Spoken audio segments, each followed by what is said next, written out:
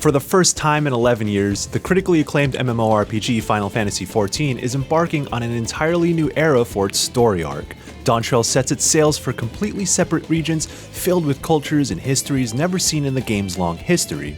You can gather as much from the intro cinematic or the several live letters from director and producer Naoki Yoshida, where he's talked extensively about this new journey. I had the chance to play an early preview build of Dawntrail, and while there wasn't any major story content, experiencing the land of Tural itself already told so many stories. The development team at Creative Business Unit 3 is digging deep into Mesoamerican inspirations, drawing from cultures of pre-colonial Central and South America. It's easily seen in the architecture of the buildings, the topography of Tural's various zones, and the names for all the locations. In the same way Endwalker drew from Indian and South Asian culture to create the Thavnir region, Dawntrail's rich, real-world influences are being reflected in nearly every aspect and on a much larger scale. I spent a lot of time walking the streets of Tural, which is the new main hub for Dawntrail.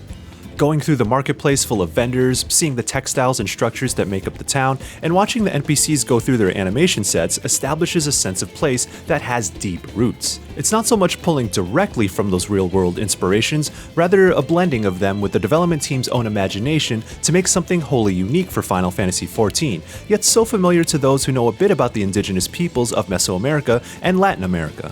But this wouldn't have happened without the help of several groups who had the insight to help craft Tural in all its detail. I spoke to Yoshida-san about how the team approached creating Dawntrail, and he said, quote, "We wanted to deliver to our players this area where there's a diverse variety of values.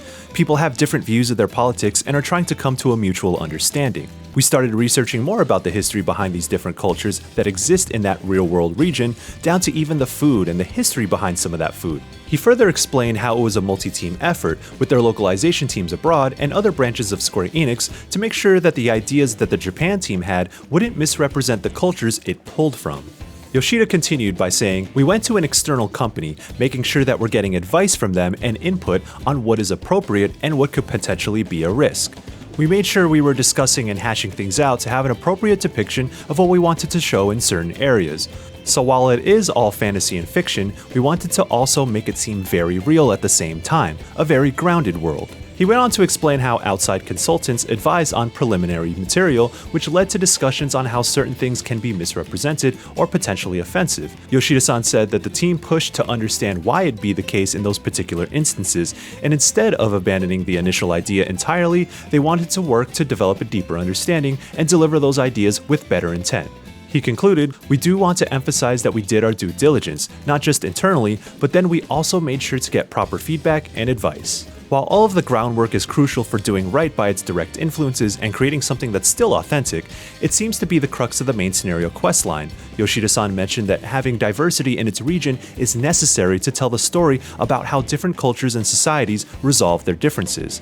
And while that's unfortunately about as much as he was willing to share, it's also possible to pluck out a bit more about what's going on in Dawntrail from the first dungeon available through MSQ, called Ihu Kitomu. If you run it through duty support, you'll be able to take Alphino and Kryl with you, and the newcomer Wook Lamat, who's the female Hrothgar you see in the Dawntrail intro cinematic. The dungeon starts with them chasing someone down a river on a boat, then battling through jungles, caves, and ruins. However, the twist here is that Urianger and Thancred are in this dungeon as well as NPCs who obstruct your path through the dungeon, as if to antagonize you. We know there is some sort of bigger competition going on in the story based on previous live letters, alluding to what we would call maybe a tournament arc in the anime world. As for the dungeon from a gameplay perspective, it's fairly standard stuff. You fight a couple of mobs of enemies, fight a boss, and do that 2 more times. But main dungeons in Final Fantasy XIV were never really about breaking from that formula. It's instead about the spectacle and their function as a storytelling device. That's not to say there aren't some fun boss fights, however, firing off waves of area effect attacks you need to dodge while keeping your uptime with your attack rotation. Ihu Kitumu provided a decent challenge, but it was also a great opportunity to try out the new jobs, Pictomancer and Viper, in a full gameplay scenario. And I must say, Pictomancer is my favorite of the two, and that's due to its imaginative design and mobility as a magic DPS. To break it down in the simplest terms, Pictomancers queue up their big attacks by drawing one of 3 painting types, which are shown on the canvas gauge. There's the weapon motif, creature motif, and landscape motif, each of which is summoned separately and then used to execute attacks. Using the attacks from these paintings feed into depiction, which lets you then access bigger attacks based on the combination of paintings you've used. Pictomancer also has a series of standard casts called Ether Hue that fill in gaps during painting cooldowns. But they also feed into the palette gauge, and swapping painting colors gives you access to different spells, not too dissimilar to how Red Mage swaps magic types. Overall, it reminds me a bit of the old summoner of pre-Endwalker Final Fantasy XIV as well, but it has such a natural flow that makes its attack rotation so much fun to churn through. Also, Pictomancer has got to be the most unserious job in Final Fantasy XIV, and I'm absolutely digging it. There's something satisfying about the thwack of the 3-part hammer attacks via the weapon motif and the big damage numbers flying out while frantically running across the combat arena. But I also enjoy the balance between juggling its various mechanics while keeping a sharp eye on your cooldowns. It can be a lot to wrap your head around because of how different Pictomancer presents itself, but so long as you take the time to understand its intricacies, it'll all make perfect sense in battle. In my conversation with Yoshida-san, he also waxed philosophical about the development team's journey creating new jobs and reworking old ones throughout the years. The prevailing idea was about keeping the individuality of each job and wanting to avoid a homogeneous gameplay flow between them. Viper is designed in a way that has multiple single-button actions that change throughout its rotation, but features branching paths within that attack rotation that you'll want to prioritize based on the combat situation or what kind of buff or meter you're working toward. So I asked if this particular design is indicative of where Final Fantasy XIV is going with future jobs and reworks of existing ones, and Yoshida replied, with regards to about how the Viper and Pictomancer are set up, that's the individuality of those jobs. When it comes to keeping combat interesting and challenging in the future, it's not so much about making jobs more complicated or easier to use, rather, it'll come from the fight design. Yoshida-san told me, for Dawntrail 7.0 and the 7X patch series, our goal in terms of a fulfilling player experience, we want to focus in on the mechanics and the uniqueness of some of these encounters. As someone who regularly sinks time into endgame content and progressing the toughest raid bosses in Final Fantasy XIV, I have high expectations based on what Yoshida-san has said and what we've seen in the pre-release presentations. At the end of the day, I came away from playing Dawntrail with my passion for Final Fantasy XIV reinvigorated.